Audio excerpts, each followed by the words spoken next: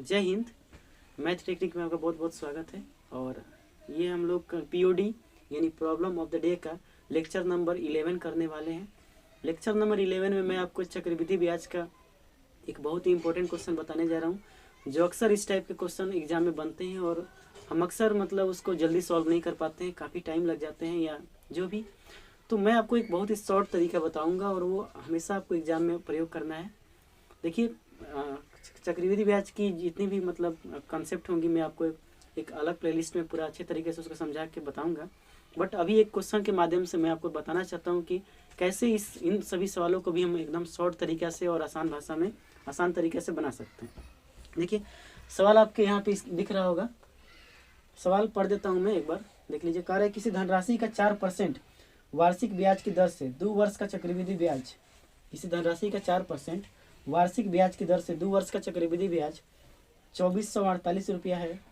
उसी धनराशि का उसी ब्याज से 2 वर्ष का साधारण ब्याज क्या होगा। देखिए, ये जो सवाल है इसमें कंपाउंड इंटरेस्ट और सिंपल इंटरेस्ट दोनों को मिक्स करके पूछा गया है। ठीक है, तो देखते हैं कैसे बनता है इन सब सवाल को। देखिए, सबसे पहले मैं आपको एक बात बताना चाहता हूँ कि चाहे वो सिंपल इंटरेस्ट हो, साधारण ब्याज हो, या चक्रवृद्धि ब्याज हो, कंपाउंड इंटरेस्ट हो, रेट ही सब कुछ होता है। यानी जो भी चीज़ आप निकालेंगे उसमें रेट ही बहुत बड़ी मायने रखता है। रेट अगर आपको निकालने आ गया, रेट की अगर डेफिनेशन आप समझ गए तो आपको हर चीज़ आप सॉल्व कर सकते हैं। देखिए, पहले मैं लिखता हूँ क्या क्या चीज़ दिया हुआ है।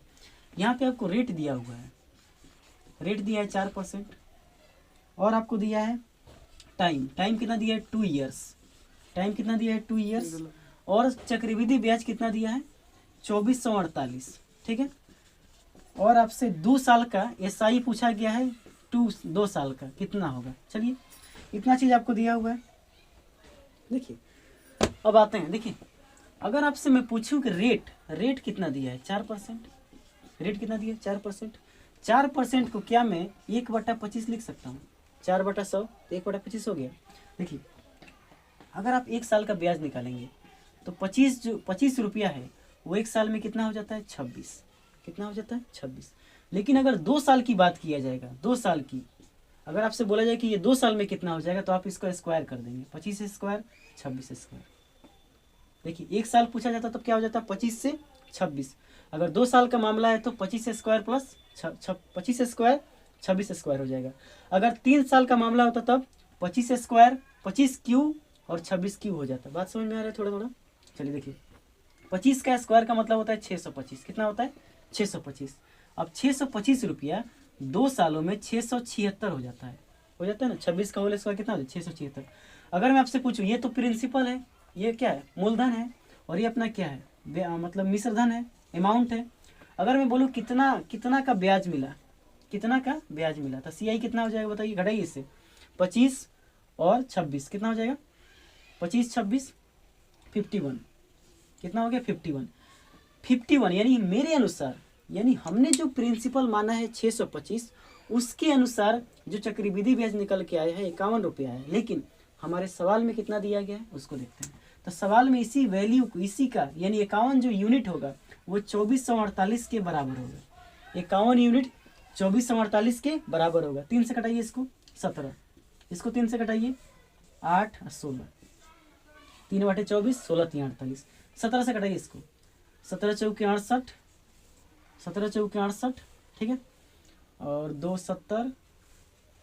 देखिए, 17 से कटाते हैं इसको 8 से 16, 17 चौके 68, 13 136 हो जाएगा, है ना। कितना हो जाएगा 136। तो 17 8 कितना होता है 136।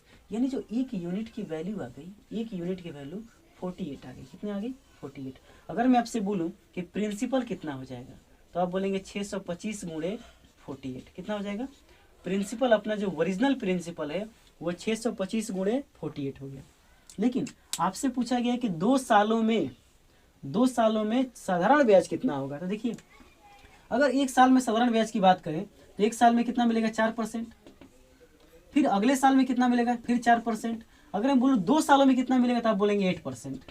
बोल सकते हैं कि नहीं, क्योंकि साधारण ब्याज में ब्याज कभी बदलता नहीं है। मतलब ब्याज की जो रेट रहेगी वो इस साल भी 4%, इस साल भी 4%, अगले साल भी 4%। ठीक है, लेकिन अगर चक्रवृद्धि ब्याज होता है तब बदल जाता है। ठीक है, तब अमाउंट क्या हो जाता है बदल जाता है। लेकिन यहाँ पे 4 4 8% हो गया। चलिए निकालते हैं इसका SI।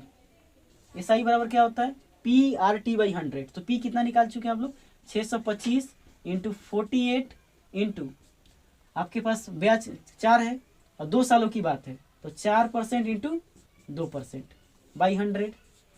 कटाइए इसको 25 मार्क में 25 गुणा कीजिए इसको तो कितना हो जाएगा 25 दूना 50 इंटू 48 48 पाँचे 24। तो 2400 रुपया आपको क्या मिल गया ब्याज मिल गया। ये हो गया आपका SI। समझ में आया। तो देखिए ऐसे ही इन सवालों को बनाते हैं क्योंकि यहाँ पे मुझे समझाना इसलिए मैं आपको थोड़ा हर चीज़ बताते हुए चल रहा हूँ, नहीं तो आप समझ नहीं पाएंगे।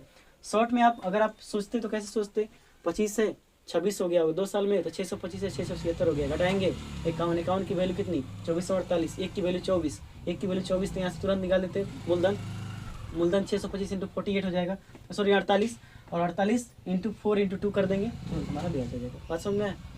और भी इसको आसान तरीके से बनाया जा सकता है। हम इस स्टेप को उड़ा सकते थे डायरेक्ट, लेकिन वो यहाँ पे मुझे आपको समझाना है हर चीज़, इसीलिए मैं कोई चीज़ को उड़ा नहीं रहा।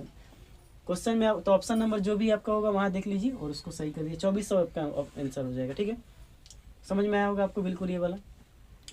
तो बताएं कैसा लगा ये वाला चक्रवृद्धि ब्याज का ये वाला कॉन्सेप्ट आपको। उम्मीद करता हूँ आपको बहुत ही अच्छा लगा होगा और पूरी बातें आपको एकदम समझ में आई भी होंगी। ऐसे ही सवाल मतलब एग्जाम में पूछे जाते हैं। CI और SI को कंबाइन करके पूछा जाता है, कोरिलेट करके पूछा जाता है। तो दोनों के कॉन्सेप्ट को आपको सीखना बहुत ज़रूरी है। और CI हो या SI हो उसमें रेट ही सब कुछ होता है। रेट अगर आपको समझ में आ गया तो सब कुछ समझ में आ जाएगा। ठीक है, मिलेंगे अगले क्लास में एक अच्छे क्वेश्चन के साथ। तब तक के लिए जय हिंद।